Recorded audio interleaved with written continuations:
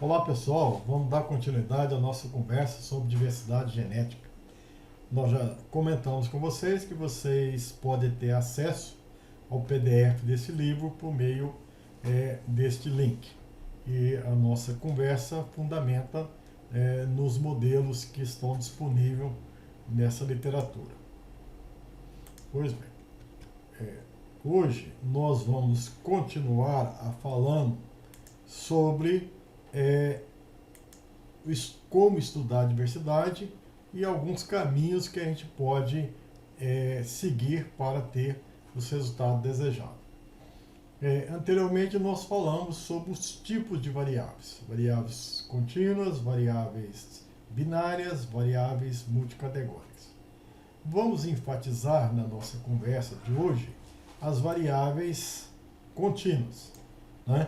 E vamos tratar das medidas de disciplinaridades que se aplicam a esse tipo de variável, né? Então, é uma etapa ainda preliminar para que posteriormente a gente possa ter resultados de padrões de agrupamento, seja ele hierárquico, otimização ou até mesmo de dispersão gráfica. Pois bem, então vamos considerar aqui algumas medidas de distância. E para o caso específico das variáveis quantitativas contínuas discretas. Então nós vamos imaginar que nós temos aqui vários genótipos e várias características quantitativas, contínuas e discretas. Então são V variáveis. Então nós vamos transformar esse conjunto de observações em uma matriz de distância. Nessa matriz de distância, os valores obtidos de distância vão ser sempre maiores ou iguais a zero. Uma outra propriedade é que a distância do indivíduo IJ é igual a JI. Não faz sentido ser diferente. Então, a distância do genótipo 1 com 2 é igual à distância do genótipo 2 com 1. Então vai ser uma matriz de distância simétrica. A parte superior da diagonal é igual à parte inferior da diagonal. Uma matriz em que, seno de dissimilaridade, sendo a medida de distância, a diagonal é zero, ou seja, a distância do indivíduo com ele próprio é igual a zero. Então, a nossa diagonal dessa matriz vai ser toda igual a zero. Temos algumas propriedades. Uma propriedade na equação triangular é que a distância IJ é menor do que a soma da distância IK, JK. Pois bem, então nós vamos apresentar algumas das medidas e elas vão satisfazer a essas propriedades. Uma primeira medida é a distância euclidiana. A distância euclidiana, ela guarda relação com esse teorema de Pitágoras, onde se você tiver duas variáveis, a distância entre a população 1 e 2 vai ser esse segmento de reta, que nesse caso vai representar a hipotenusa desse triângulo. Então vamos imaginar aqui que nós temos três populações, ou três acessos, e duas características. A característica Y1 e a característica Y2. Para a característica, para a população 1, nós temos então coordenada referente à característica 1 e 2, 2 e 3. Então nós vamos em Y1, em 2, em Y2 e em 3. Temos aqui a população 1. A população 2 vai ter coordenada nesse eixo 4 e 4. Então 4 para Y1, 4 para Y2, 4 e 4. Então veja que se eu desejo calcular essa hipotenusa, ela vai ser a raiz quadrada da soma do quadrado desse cateto. Esses catetos são obtidos por essas diferenças. A diferença para a característica J em relação aos dois indivíduos I e linha. Então, se eu fizer essa primeira diferença, então para a característica 1, eu vou ter essa diferença. Para a característica 2, eu tenho essa diferença. Pego essas diferenças, elevo ao quadrado, somo, extraio a raiz quadrada, nesse caso específico de duas variáveis, representa exatamente o comprimento dessa hipotenusa. A mesma coisa para a população 2 e 3. População 2 e 3, elas têm coordenada 4 e 4, a 2, a 3, 5 e 4. Então, y1, 5, aqui 4. Nós vamos ter, então, esse segmento de reta que representa a distância euclidiana. Então, veja que essa distância euclidiana é dada por essas diferenças que existem. Para a característica, se eu quero a distância 1 com 2, eu vou pegar o quadrado dessa diferença, 2 menos 4 menos 2 ao quadrado, vai dar 4. Mais o quadrado dessa diferença, 3 menos 4, 1, ao quadrado, 1. Somo 4 mais 1, 5. Extrai a raiz quadrada, 2,24.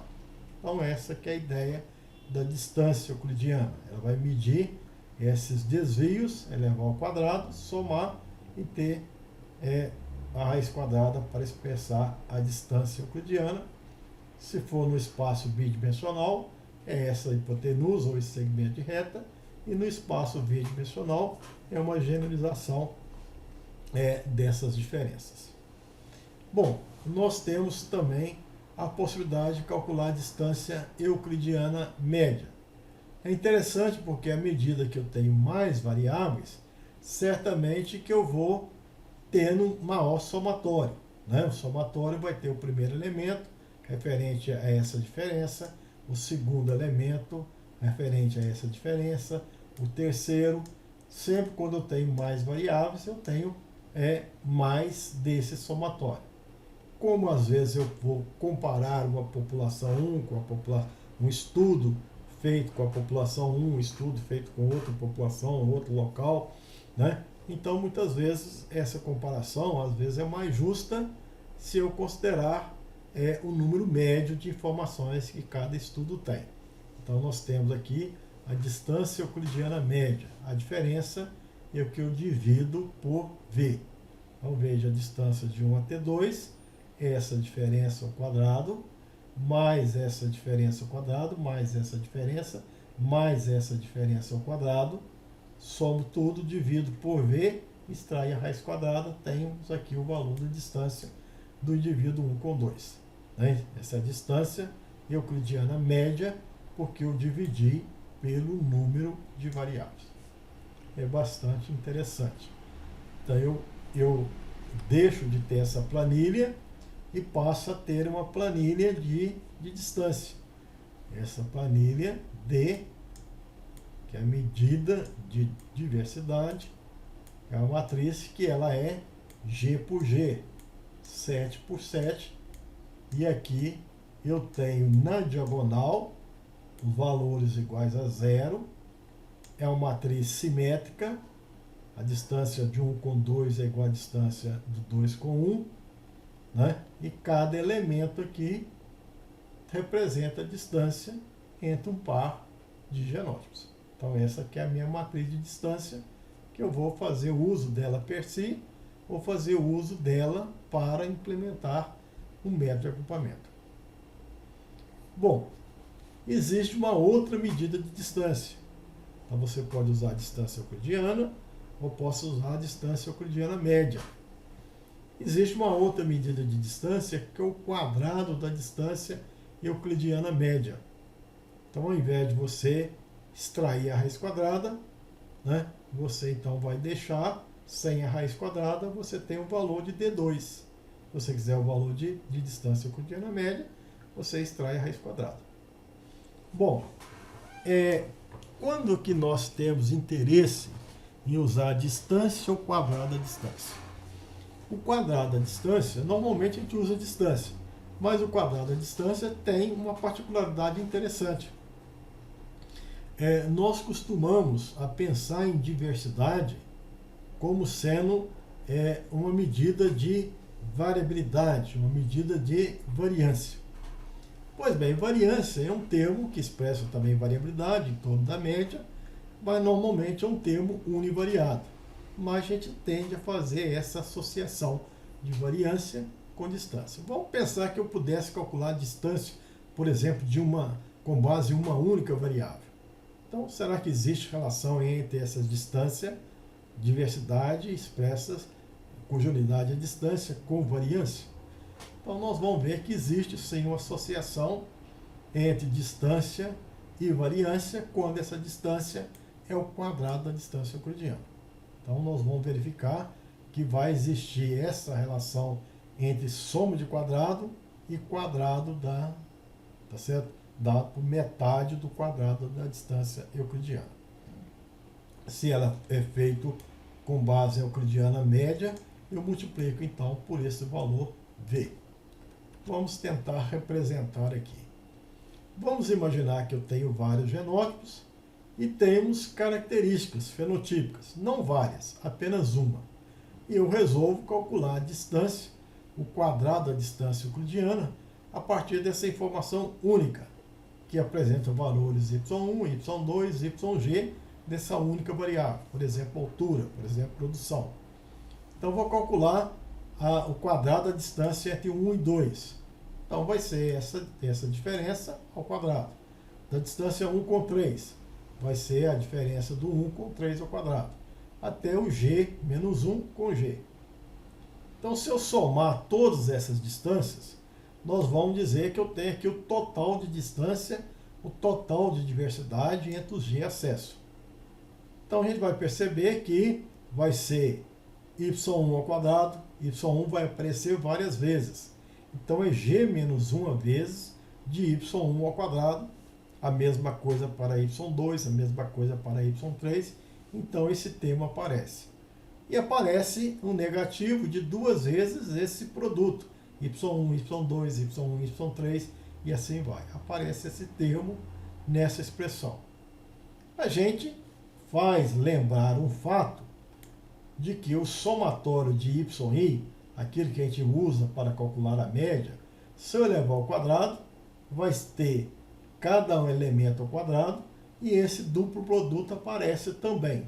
Então, eu posso aproveitar essa informação desse duplo produto dessa equação 2 e passar para essa equação 1, né? Fazer uma substituição. Esse valor aqui eu trago para do lado de cá. Isso faz com que eu tenha a dedução de que essa soma dessa diversidade é igual a esse valor menos este. Mas este valor menos esse, se eu colocar esse g por lá de cá, eu tenho somatório de y ao quadrado menos 1 sobre g, somatório de y tudo ao quadrado. Isso é conhecido da estatística como sendo soma de quadrado e desvio. Então, fica provado que a soma da distância, que mede a diversidade, dividido por g, que é o número de genótipo, me dá a soma de quadrado e desvio. Passar a soma de quadrado e desvio para a variância é simples, basta dividir pelo grau de liberdade. Então, veja que existe aqui uma associação entre variância e diversidade. E diversidade representada aqui pela soma de todas as medidas de dissimilaridade, que no caso é o quadrado da distância euclidiana. Basta então multiplicar essa diversidade por esse coeficiente, que é 1 sobre g menos 1, né, que eu tenho então a informação da variância. Isso se fosse univariado. Se fosse multivariado, basta eu somar, né, em relação a todas as variáveis, ou dizer que tem uma variância total, que é a soma de todas as variâncias. Então fica a seguinte resposta: tem associação de variância com diversidade? Tem. Tá certo? Se a diversidade for calculada como sendo o quadrado da distância euclidiana. Tem certos métodos de agrupamento que se fundamentam exatamente na variância. Por exemplo, nós vamos ver o método ARD, é o método da variância mínima. Então, a medida de semelhança, de diferença, vai ser a variância. Pode ser a variância, como pode ser o quadrado da distância euclidiana, porque elas guardam relação. Então, você pode aplicar o método ARD sobre aqueles elementos da matriz que representam variâncias, e nós podemos aplicar sobre elementos que representam quadrado da distância euclidiana. Isso é bastante interessante e essa fórmula, às vezes, já é de conhecimento de vocês. Por exemplo, se eu pedisse vocês para calcular uma variância, vocês saberiam. Agora, se eu pedisse para calcular a variância, por exemplo, de dois números, 4 e 10, você poderia calcular a somatório de xi ao quadrado menos somatório de xi tudo ao quadrado dividido por n menos 1 dá a variância. Pois bem, se eu quero a variância desses dois números, basta eu lembrar dessa fórmula. A variância vai ser entre dois números, vai ser a metade da amplitude ao quadrado. Por que isso? Metade porque eu tenho dois números, g igual a 2, g2, 2 menos 1, 2. Então vai dar 1 sobre 2. Aqui o somatório é uma variável só, então não existe. Esse d ao quadrado é amplitude, é o valor da diferença ao quadrado. Então significa que a variância é 4 menos 10, 6. Ao quadrado, 36. Metade desse valor, 18. Então, quando a gente fala que a variância entre dois números é metade da amplitude ao quadrado, nós estamos relacionando variância com quadrado da distância euclidiana. Nós temos aqui uma outra ilustração, onde nós temos 4 genótipos com esses valores. Calculei aqui a variância usando essa expressão. Calculei as distâncias, o quadrado da distância euclidiana, do 1 com 2, que é 4, menos 7, 3 ao quadrado, 9. Do 1 com 3, 4 menos 10 ao quadrado, 6 ao quadrado, 36. E assim vai. Aqui eu tenho a soma, né, das medidas de diversidade. Então a diversidade total vai dar 84. Se eu pegar esse 84 e dividir por g menos 1, que é o que está lá na dedução, no caso aqui g igual a 4, 4 vezes 3, então vai dar esse 84 dividido por 12, vai dar 7. Esse 7, né? Então a gente está demonstrando que existe uma relação entre a diversidade e a variância. Basta eu pegar o total da diversidade, dividir por g menos 1, e eu encontro então a variância. Então existe uma razão por você usar distância euclidiana? Sim. Existe uma razão para você usar a distância euclidiana média? Sim. Você pode querer levar em consideração o número de variáveis. Existe uma razão para você usar quadrado da distância euclidiana? Pode ser que sim. Se você quiser fazer uma associação com a variância, pode ser que seja uma boa opção. Então, existem várias estatísticas e o que você tem que entender é as propriedades de cada um. Cada pesquisador deve ter motivos para escolher uma medida e não escolher outra, certo? Mas ao escolher, você tem que saber as propriedades que tem essa medida de disponibilidade. Então, o quadrado da distância euclidiana média, mais uma vez, reforçando aqui a relação que existe entre distância, quadrado de distância e soma de quadrado.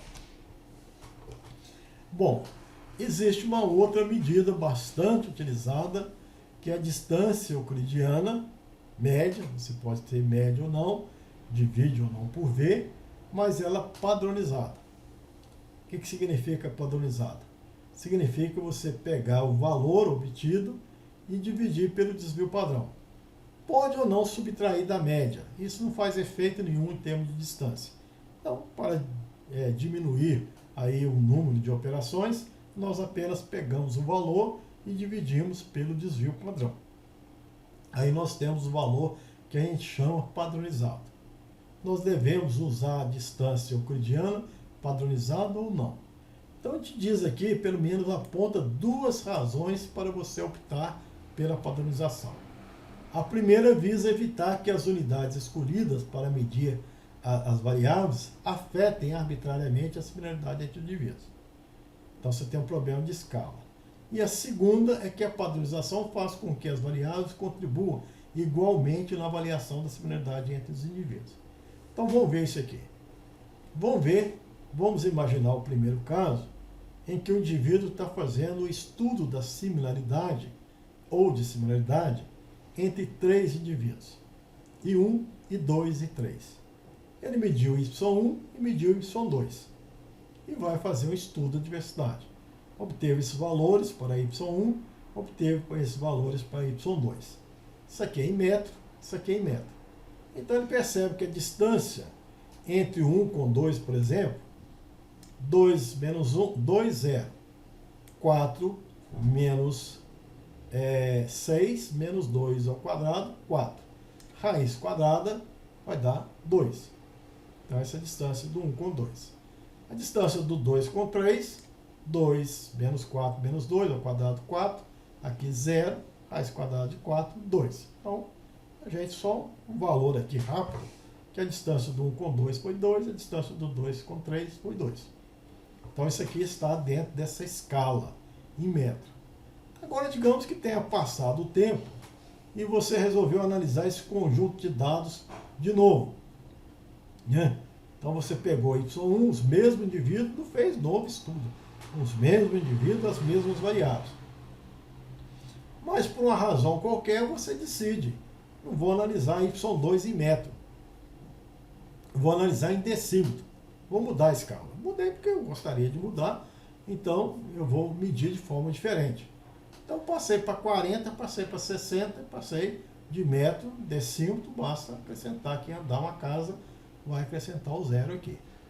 Aí eu vou calcular com esse novo conjunto de dados a distância do 1 com 2. 2 menos 2, 0. 40 menos 60, menos 20 ao quadrado, vai dar 400, raiz quadrada vai dar 20.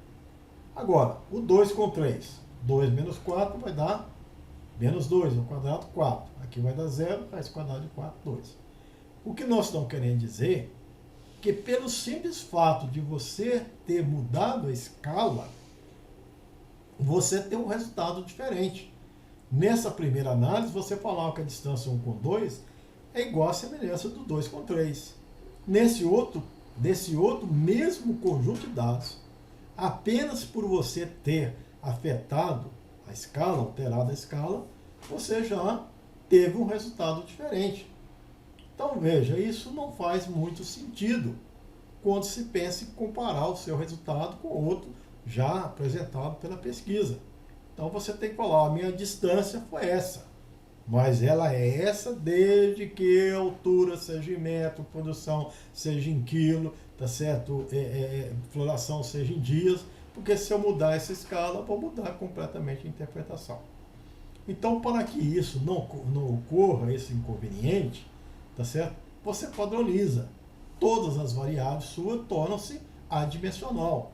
Então você tem y1 dividido pelo desvio padrão, não tem mais escala, tá certo? Não é mais metro, porque você tinha no numerador metro, o desvio padrão em metro, perdeu-se a escala. Y2 não tem mais escala. E assim, em qualquer lugar do mundo, em qualquer tempo, aquele conjunto de dados vai dar o mesmo resultado, porque você não tem como alterar a escala dessas medidas. Então, é uma boa prática usar o dado padronizado. Você não usa dado padronizado quando, às vezes, por exemplo, você está usando distância euclidiana com dados moleculares, por exemplo. Então, toda a informação teria a mesma sentido de escala e, consequentemente, não faz muito sentido a padronização. Então, essa é a razão. A primeira razão é você evitar esse efeito de escala. E a segunda razão é para dar certo sentido, tá certo? De grandeza. Vamos supor que você tenha, de fato, duas variáveis, peso e altura, né? Então, digamos que peso em grama e altura em metro. Então, veja que você vai calcular aqui a distância do indivíduo 1 com 2. Eu vou diminuir aqui, né? 200 gramas menos 190 ao quadrado, 1 menos 3, vai dar uma distância de 10,44. Já o 1 com 3, né, você tem 200 menos 180 e 1 menos 1, 0. Então vai dar esse valor 20 ao quadrado, raiz de 20. Então você fala que a distância de 1 com 2 ela é menor do que a distância de 1 com 3. Por que ela é menor? Porque a variável, tá certo? A variável peso está impactando muito, porque ela tem uma dimensionalidade maior do que a variável altura. Ela tem valores de grandeza 200, 190, 180. Então a diferença aqui é muito mais pronunciada do que uma diferença de altura. E às vezes um indivíduo 1 com 2, ele tem uma diferença de 10 gramas. Mas tem uma diferença de altura, uma planta de 1 metro para uma planta de 3 metros, é uma diferença enorme, gritante, visualmente gritante. Então veja que aqui essa diferença de 2 pontos pode ser importante, mais importante do que a diferença de 10 gramas. Mas sem padronizar, esses 10 gramas acaba tendo mais importância do que esses 2 metros. Então faz com que, por exemplo, essa distância aqui seja grande, seja do 1 com 2 menor, porque isso aqui não está impactando a distância. Mais 1 com 3, em que y1 é importante, né? Apenas a diferença de 20 gramas, que não deveria ser uma diferença fenotípica grande, em altura são iguais, então eu chego à conclusão que a distância de 1 com 3 é maior do que a distância de 1 com 2, que a gente imagina não fazer mais muito sentido. Ou seja, são materiais diferentes, essa diferença está pesando apenas para a variável produção. E uma variável importante que é a altura, na presença da variável produção, ela foi menos importante por uma questão de grandeza. Então, para você evitar essa questão de grandeza, seria interessante você padronizar, dividir pelo desvio padrão. Aí sim, se você dividir por 10, você tem a variação 20, 19, 2, 18, uma variação aqui menor, né? Menor em relação ao maior, varia de 2. Aqui também 2,5, 0,86, o menor em relação ao maior, varia aqui em termos de 1,5, tá certo? Também 2. Então veja que aqui a comparação acaba sendo mais justa, padronizado, do que não padronizado, se você tem variáveis, não só a questão de escala, mas de diferentes grandezas. Uma que atinge o patamar de 1.000, 10.000, 8.000, e uma que seria importante, uma diferença mínima de 0,01 miligrama, por exemplo, de um produto ativo, pode ser tão importante quanto a diferença de 500 gramas, 1.000 gramas, numa outra variável. Então essa padronização também resolve esse tipo de problema. Então, nós temos aqui um conjunto de dados, né, que nós já apresentamos, de 7 populações, ou 7 genótipos, em relação a 4 variáveis, e nós temos a matriz de distância sem padronizar e a matriz de distância padronizada. Então veja que muda, mas de toda forma torna o resultado mais comparável. Nessa matriz de distância, por exemplo, o menor valor foi entre 5 e 3. Aqui foi entre 3, o genótipo 3 e o genótipo 1. Aqui o maior valor foi entre o 6 e o 4, 835. Aqui o maior valor foi entre o 7 e o 2. Mas a gente acredita que essa informação seja mais interessante, porque ela padronizou, resolveu o problema da grandeza e resolveu o problema da escala utilizada na mensuração dessas variáveis y1, y2, y3 e y4. Então, muitas vezes a gente prossegue a análise com essa matriz em que a medida de distância é a distância euclidiana, média ou não, mas padronizada. Pois bem, então a gente pode pensar nessas opções. Existe uma outra opção que a gente tem que pensar também.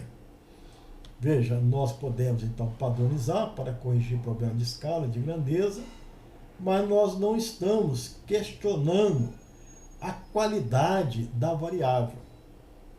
Mesmo após padronizado, eu posso questionar a qualidade da mensuração. Tem certas variáveis que são medidas de uma forma mais precisa do que a outras. Tem certas variáveis que são mais subjetivas, mais sujeitas a erros, mais influenciada por variações ambientais, e isso deveria ser considerado.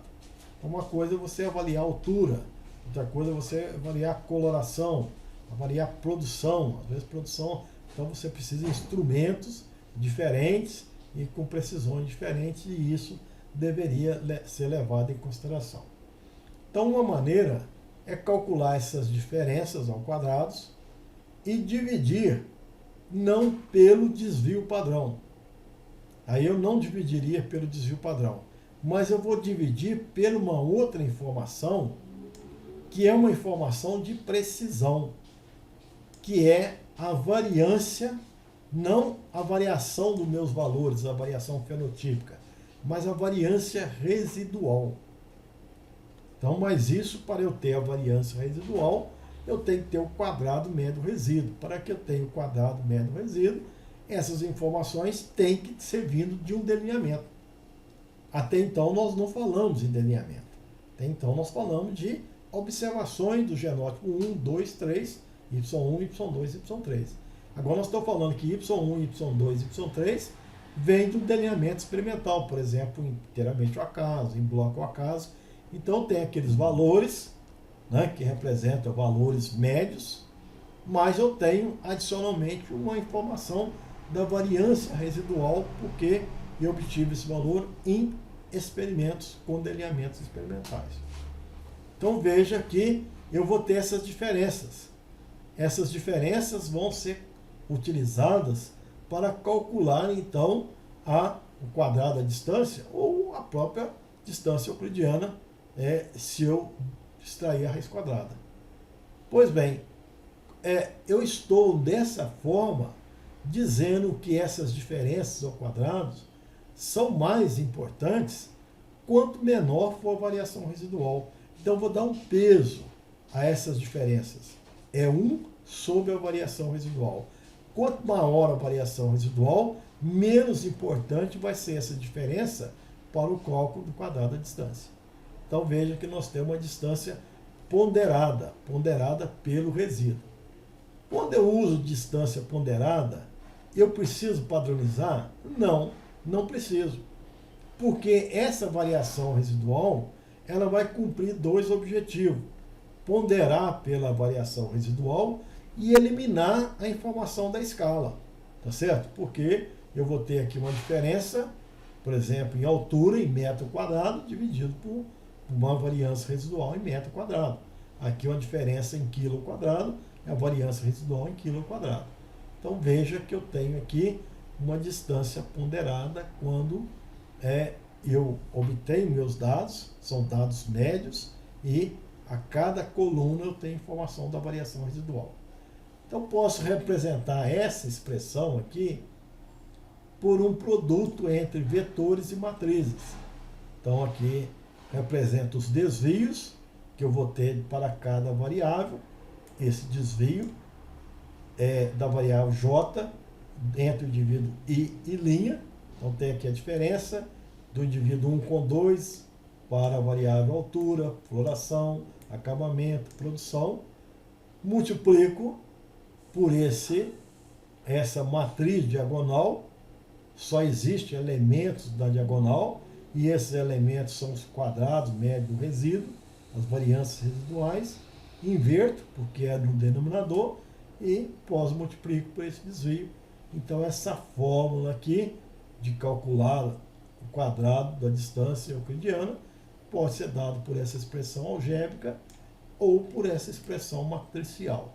Então veja, né, se eu colocar aqui uma matriz identidade, eu vou dizer que eu tenho então o quadrado da distância euclidiana, nem a euclidiana média. Se eu colocar aqui a matriz identidade, que multiplica 1 sobre V, eu tenho o quadrado da distância euclidiana média. Então veja que se eu colocar esse delta como sendo uma matriz diagonal de resíduo, eu tenho a distância ponderada. Bom, mas existe uma outra forma, né?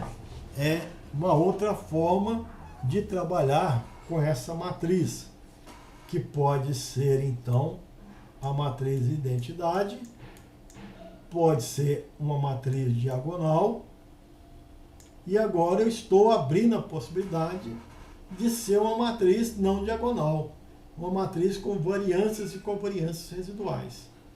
Então, quando eu substituo essa matriz, levo em consideração a variância residual mais a covariância residual, eu passo a ter, então, uma estatística D2 denominada de distância generalizada de Mahalanobis. Então, veja que existe uma semelhança entre quadrado da distância euclidiana, dado por essa expressão, onde I, onde essa matriz aqui, núcleo, é identidade. Eu imagino que todas as variáveis têm a mesma precisão. Posteriormente, eu questiono. As variáveis não têm a mesma precisão, têm variância residual diferente.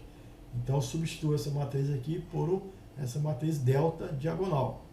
A inversa dela, então, tem a distância ponderada. Se eu colocar aqui uma matriz de variâncias e covariâncias residuais, eu tenho, então, a distância generalizada de Mahalanobis. Aí eu já acredito que a variável y1 e y2 tem variâncias residuais diferentes, e isso é importante. E eu ainda acredito em outro aspecto, tá certo? Que as covariâncias residuais podem impactar.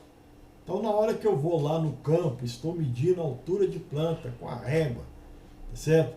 E eu tenho um erro na medição, eu coloco essa régua em cima de uma pedra, por exemplo, ou embaixo, tá certo? Ela se desloca. No momento em que eu errar na medida da altura de planta, eu também vou errar na medida da altura de espiga. Então, veja que existe uma questão de erro, existe uma questão de covariância de erro. E essa covariância de um erro pode implicar em outro erro, e isso deve ser levado em consideração. Por isso, então, a gente faz a opção pela distância de Mahalanobis. É importante o uso dessa distância. Pois bem, e a gente saltou aqui, mas era só para dar continuidade à nossa argumentação. Existe uma outra opção que seria a distância de Gower. A distância de Gower é uma diferença entre dois indivíduos. Não é uma diferença quadrática, é apenas uma diferença simples, é em módulo, e divide, então, pela amplitude da variável. Né? Então, dos vários genótipos, qual que é o maior valor? 1,70 m. Qual que é o menor genótipo? 1,20 m. Então, existe uma amplitude aí de 0,5, que é a amplitude de cada variável. Então, essa distância de Gower, ela é interessante porque ela leva em consideração essa variação, não é quadrática, é uma variação simples, e divide pela amplitude. E, consequentemente, ela elimina aquele problema de grandeza, elimina esse problema de escala. E ainda cumpre um papel importante, porque ela permite que essa distância varia de 0 até 1. Tá certo? Que às vezes pode ser bastante interessante, né? Ou seja, a diferença, se não houver diferença nenhuma, vai ser 0. Se existir diferença máxima, né, dividido pela amplitude, vai dar 1. Se todo mundo for igual a 1, divide por V, vai ser igual a 1. Então, ela varia de 0 até 1, é uma propriedade interessante, uma propriedade que não tem na distância euclidiana, que varia de 0 até infinito, distância Mahalanobis varia de 0 até infinito, e essa varia de 0 até 1. E com essa propriedade, ela pode ser aplicada a variáveis quantitativas e às variáveis multicategóricas. Aí tanto faz. Então seria, quando você tem dois grupos de variáveis, quantitativa e multicategórica, as pessoas falam em você usar a distância de Gower, que ela trabalha indistintamente com variáveis contínuas, variável discreta, e leva em consideração essa variação, ainda te dá um índice de 0 até 1. Então, a distância é bastante interessante e bastante utilizada. Mas não tem esse questionamento de experimentos com repetição, tá certo? Às vezes você tem um conjunto de variáveis quantitativas que veio de repetições, de delineamento, e você tem uma caracterização de variáveis multicategóricas que não precisa de delineamento, é simplesmente a informação se a planta tem cor de flor vermelha, o outro genótipo amarelo, tá certo? O tamanho do fruto alongado, é redondo. Então, às vezes, você tem características estatísticas diferentes de grupos de variáveis diferentes. A distância de Goa trata todo mundo de forma igual. E às vezes você faz uma opção por distância de Mahalanobis pela quantitativa e índice simples, ponderado, para variáveis multicategóricas. Posteriormente nós vamos discutir com mais detalhe, mas a distância de Goa é uma possibilidade. Então, vamos ter que apresentar aqui um detalhe que é importante, né? A gente percebe que nessa distância generalizada de Mahalanobis, eu preciso dessa matriz, né? Em que a diagonal vai ser a variância residual e fora da diagonal vai ser a covariância residual. Então, muita gente, às vezes, não tem conhecimento de como obter uma covariância residual. Então, ela é mais ou menos no mesmo sentido do que obter uma variância residual. Vamos pensar aqui no experimento realizado aqui em blocos ao acaso, em que envolveu 10 tratamentos, 3 blocos, 3 repetições, eu tenho uma variável y1. Então é muito comum vocês aprenderem a fazer análise de variância. Você então revela as suas fontes de variações, a fonte de variação que seria bloco, genótipo e resíduo.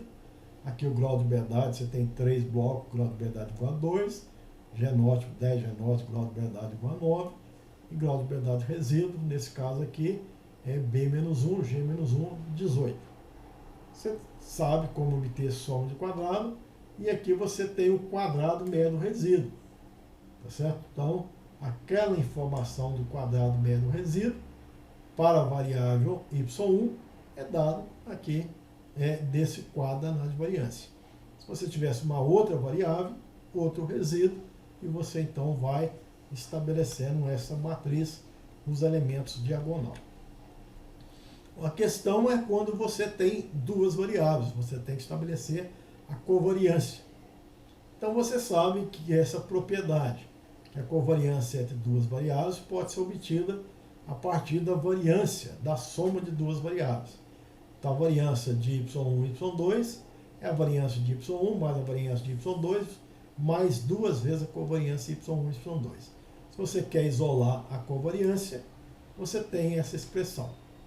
Então você vai fazer análise de variância da variável y1, análise de variância da variável y2, que você já sabe fazer, só que você vai criar uma variável, que é a variável y1 mais y2, a soma dessas duas variáveis.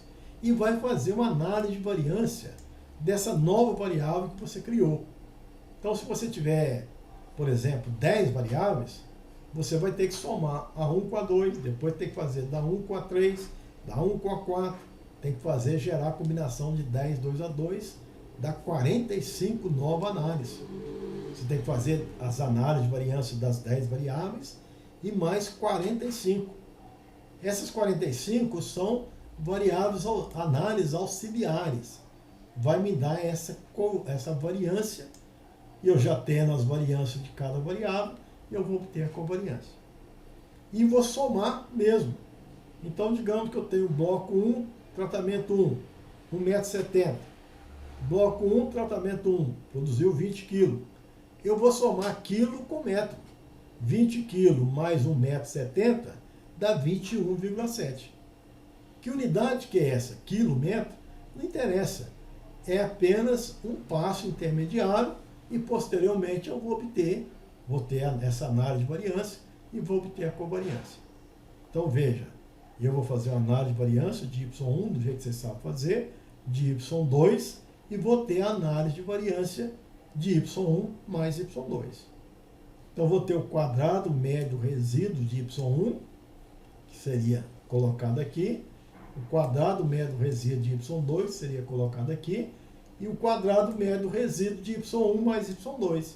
O computador faz isso para a gente. Eu vou colocar aqui, obtenho a covariância, e essa covariância entre os pares vão ser os elementos não diagonal dessa matriz que eu estou precisando para usar na distância de Mahalanobis. Então veja que para o cálculo da distância de Mahalanobis, eu preciso fazer as análises de variância e as análises de covariância, para obter a covariância residual.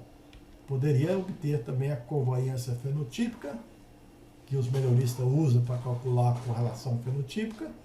Posso obter até a covariância genética, que eu uso para obter a correlação genética, mas é um artifício que a gente faz uso para obter a distância de Mahalanobis. Então veja que eu posso obter aqui uma covariância fenotípica se eu envolver os quadrados médios de tratamento. Posso obter aquilo que me interessa, que é a covariância residual, que é o quadrado médio resíduo de y1 e y2, menos o quadrado médio resíduo de y1, menos o quadrado médio resíduo de y2, dividido por 2, tem esse valor, e esses elementos vão ser úteis nessa matriz, né, que é usada no cálculo de D2, que a gente já viu que é igual a esse desvio, delta', delta, e usa a inversa dessa matriz. Sim. Pois bem, então é algo interessante. A distância euclidiana, ela é bastante utilizada, ela é recomendada a ser utilizada. Obviamente que você vai utilizar a distância de Mahalanobis, que é bastante utilizada, se você tiver as informações residuais que permitem calcular. Então, experimentos com delineamento, em que é possível estimar a variância e covariância residual, é uma boa prática usar a distância de Mahalanobis, pois se assim fizer, você está declarando que a sua distância leva em consideração as precisões, as variâncias residuais de cada variável que você mensurou. Se você não tem delineamento, então não há discussão, não há possibilidade de usar a distância de Mahalanobis, você vai usar então a distância euclidiana.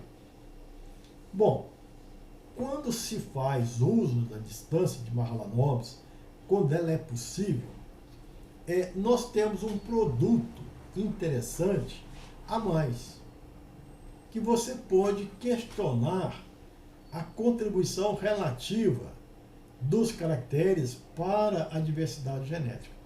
É uma proposta desse autor Singh, em 1981. Então, ele faz uma consideração, vamos colocar aqui de forma genérica, e vão depois pensar como que isso é obtido. Então, veja, se você tem 4 genótipos, você pode calcular a distância de Mahalanobis entre um 2, entre um 3, entre um 4, tá certo? Entre todos os pares de genótipo. Você vai calcular essa distância. Por exemplo, dá igual a 12. Esse aqui deu 18, aqui deu 10, aqui deu 8, 42, 10. Um exemplo hipotético. Então, você tem aqui o total da distância. Se eu somar tudo isso, o total da distância de Mahalanobis deu igual a 100. Então, o que nós devemos questionar é que a distância 1, 2, que deu 12, a distância 1, 3, que deu 18, esse 12 aqui foi a contribuição da variável 1, da variável 2 e da variável 3. Digamos que você tinha 3 variáveis e 4 genótipos. Aqui, esses valores aqui de estimativa são hipotéticos. Mas você pode questionar que deva ser, de fato, uma contribuição S, da variável 1, da variável 2 e da variável 3. Esse outro 18 também é a contribuição da variável 1, da variável 2 e da variável 3. Então, existe aqui essas contribuições. Pode ser que esse 12 venha uma diferença de 10 unidades aqui da variável 1, aqui 1 da variável 2 e mais 1 da variável 3. Pois bem, então eu calculo essas contribuições da variável 1 para cada uma dessas estimativas. E tem a soma da contribuição da variável 1. Tem a soma da contribuição da variável 2. Tem a soma da contribuição da variável 3. Se eu souber decompor, que nós vamos ver para frente, como, se eu tivesse acesso, eu poderia ter a contribuição total. Por exemplo, isso aqui deu 100, pode ser que a contribuição total tenha sido 30, 50 e 20. Bom, então eu posso dizer que a variável 1 foi importante 30%, a variável 2 foi importante 50%, e a variável 3 foi importante 20%. Então, essa é a maneira de interpretar. Então, vocês podem ter entendido, mas a pergunta óbvia é como eu obtenho esses valores de S. Né? Se eu decompor essas estimativas em contribuições, a soma da contribuição dá valor de S total, e essa é a estatística que mede a importância das variáveis. Precisa, então, ensinar como obter esse valor de S. O SIG nos lembra como é calculado um valor de distância. É dado pelo transposto do desvio da informação, que é a diferença entre médias de cada uma das variáveis, vezes o produto, multiplica aqui pela inversa dessa matriz Psi, cuja diagonal é o quadrado médio resíduo, fora diagonal é o produto médio resíduo. E pós-multiplica pela essa matriz, esse vetor de desvio. Então a gente pode imaginar que os desvios acontecem e que essa inversa dessa matriz dá um elementos W, eu não sei quanto é que dá, mas vai dar uma nova matriz cujos elementos sejam W. W. Então, se eu fizer esse produto, eu vou encontrar isso. E ele nos convida a destrinchar isso. Então, ele dá exemplo, por exemplo, a distância entre dois indivíduos, pensando que existe 3 variáveis. Então, a inversa dessa matriz vai ser uma matriz 3 por 3 e o elemento vai ser os elementos W. Eu vou ter esse vetor de desvio. Então, essa é a maneira de eu calcular essa estimativa 12 para o indivíduo 2, 18 para o indivíduo 3. Então, para cada indivíduo, par de indivíduos, eu vou fazer essa operação, tá certo? Nessa operação vai ser desvios da variável 1, desvio da variável 2, desvio da variável 3. Esse desvio da variável 1, eles são ponderados por esses elementos dessa inversa. O desvio que envolve a variável 2 são ponderados por outros elementos. E os desvios que envolvem a variável 3 também por outros elementos W.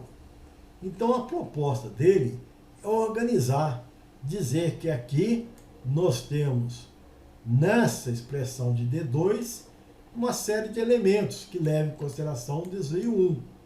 Aqui nós temos uma série de elementos que levam em consideração o desvio 2.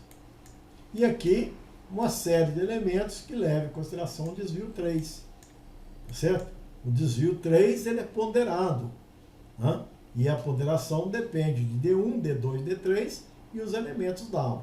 Então eu posso calcular esse S como sendo a soma desses elementos. O S1, S2, S3. Basta eu destrinchar essas matrizes, delta' psi é menos 1 delta, e identificar os elementos que leva D1, que leva D2, que leva D3 ponderado. Esse representa, então, esses valores, né? Os elementos que levou a S1, a S2, a S3, para cada cálculo desses valores. E aí, então, eu tenho a contribuição relativa, né? Então, tenho essa contribuição relativa, que é a medida S de 5. Os valores percentuais de S constituem a medida da importância relativa da variável J para o estudo da diversidade. Então, quando vocês vão ter essa preocupação, quando fizer o estudo da diversidade, vocês podem perguntar quais foram as variáveis mais importantes para essa diversidade. Pois bem, a essa pergunta, nós vamos apresentar várias respostas, tá certo? E você pode fazer uma reflexão. O que é uma variável importante para a diversidade ou conjunto de acesso? Então, parece que faz sentido que uma variável importante é uma variável que varia.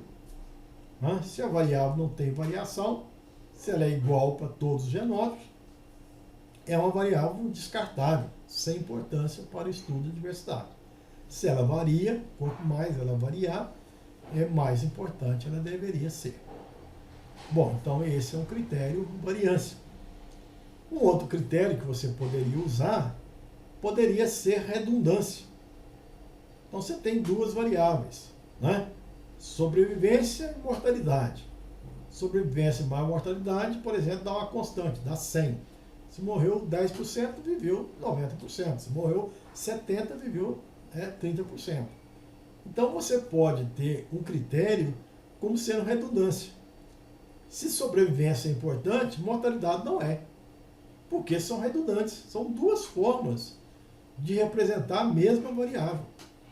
Então, em estudo de diversidade, muitas vezes, variáveis redundantes não são importantes.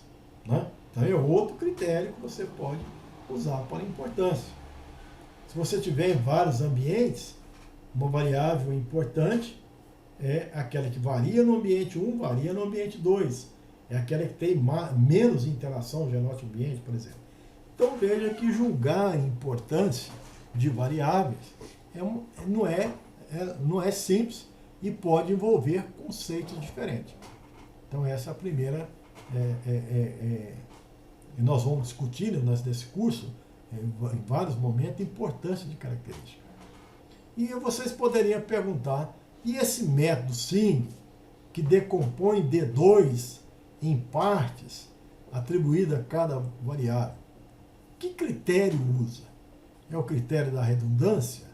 É o critério da variância? Nós podemos tentar entender o critério da importância. E a gente vai perceber, e seria muito simples de deduzir, o SING propõe uma decomposição desse valor de D2.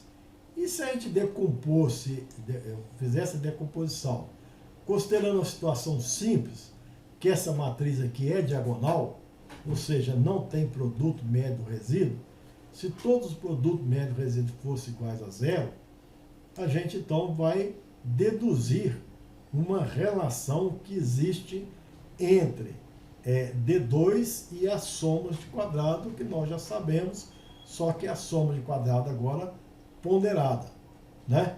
Então a gente deduz que essa estatística S do SING que ele propõe, né, nessa situação específica, ela é proporcional à estatística F da nova.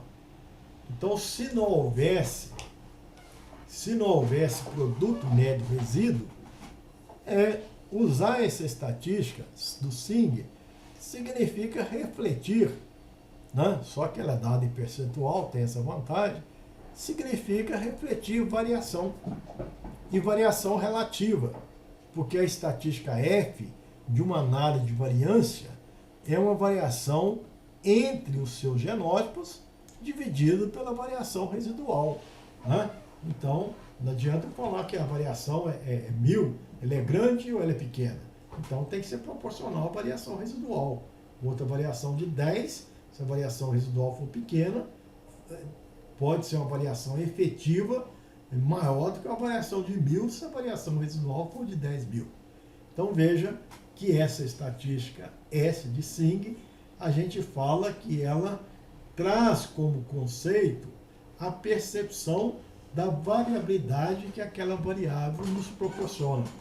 Uma variabilidade relativa, né? É proporcional se o produto médio resíduo fosse igual a zero, então a estatística F multiplicado por essa constante, que é G menos 1 sobre R, vai te dar então o valor percentual dessa estatística S. Então é uma medida sensível à variabilidade proporcional. Bastante utilizada. Agora, se você quer então calcular a importância com base na redundância, bom, então a gente recomenda outra técnica. Nós vamos apresentar nesse curso aqui, técnica de variáveis canônica ou técnica de componentes principais, que percebe a importância pela redundância e não não tanto pela variabilidade. Por isso que muitas vezes justifica, no mesmo estudo, calcular a importância das variáveis para estudo da diversidade, considerando diferentes óticas, porque diferentes óticas carregam diferentes conceitos naquela estatística que você está usando. Normalmente fazer é fácil, o difícil é entender a importância desses valores. Pois bem, o que a gente gostaria de falar para vocês sobre esse assunto era isso. Dúvidas e sugestões vocês podem apresentar no nosso canal do YouTube ou no canal do Facebook, e a gente entende então que foi apresentada uma série de medidas, e na nossa próxima conversa nós vamos trazer para vocês uma aplicação prática no conjunto de dados em que foram obtidas então distância euclidiana, distância Mahalanobis, distância de Goa, e nós vamos então fazer uma aplicação para que esse assunto seja melhor esclarecido. Muito obrigado e até lá.